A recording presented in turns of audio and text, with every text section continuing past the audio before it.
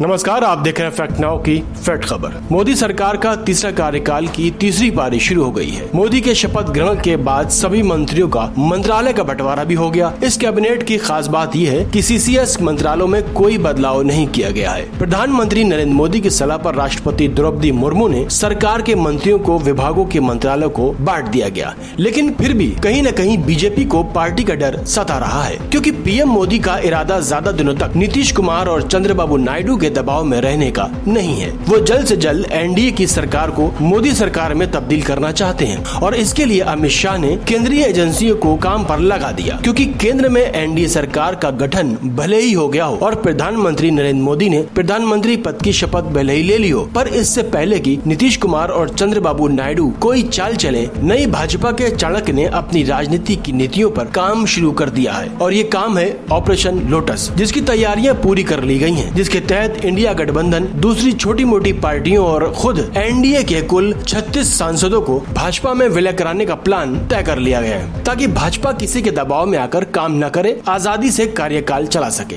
पर यह होगा जब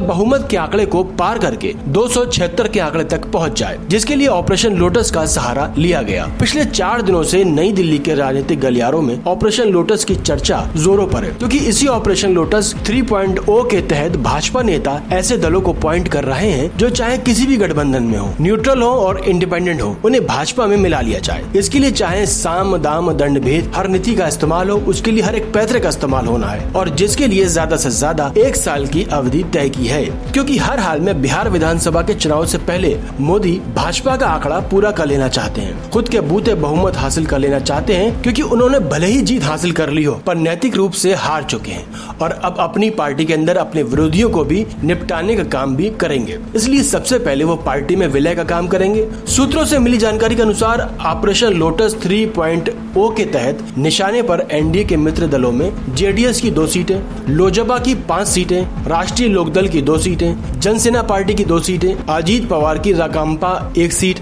अपना दल सोनेलाल की 1 seat, all India student union की 1 सीट, हिंदुस्तानी आवाम मोर्चा की 1 सीट, एसकेएम की 1 सीट, यूपीपीएल की 1 सीट और एजीपी की 1 सीट शामिल है। भाजपा आलाकमान इन 18 सांसदों के अलावा शिंदे गुट के 7 और बिहार में आरजेडी के 4 सांसदों पर भी दबाव बनाने की रणनीति तय कर चुका है। इसके अलावा उसकी पैनी नजर 7 निर्दलीयों समेत सीपीआईएम के 1, आप के 3, जेएमएम के 3 सीट, आईयूएमएल के 3, सीपीआई के 2 सीट, सीपीआईएमएल के 2 सीट, वीसीके के 2 सीट, केसीएम के 1 और एमडीएम के, आरएलपी और आरएसपी के 1-1 सांसदों पर भी है। एक टीम के 16 और सांसदों पर भी दबाव है। पूरी योजना ये है कि इन 65 सांसदों में कम से कम 36 को भाजपा में विलय करवा लिया जाए या उसका इस्तीफा करवाकर भाजपा के टिकट पर फिर से मतदान करवाकर जितवा लिया जाए, ताकि भाजपा अपने बूते पर 272 से अधिक का आंकड़ा प्राप्त कर सके। अब देखना यह है कि पीएम मोदी अपने इस इरादे पर कितना हद तक मजबूत रह पाते हैं। देखते रहिए फैक्ट नाउ की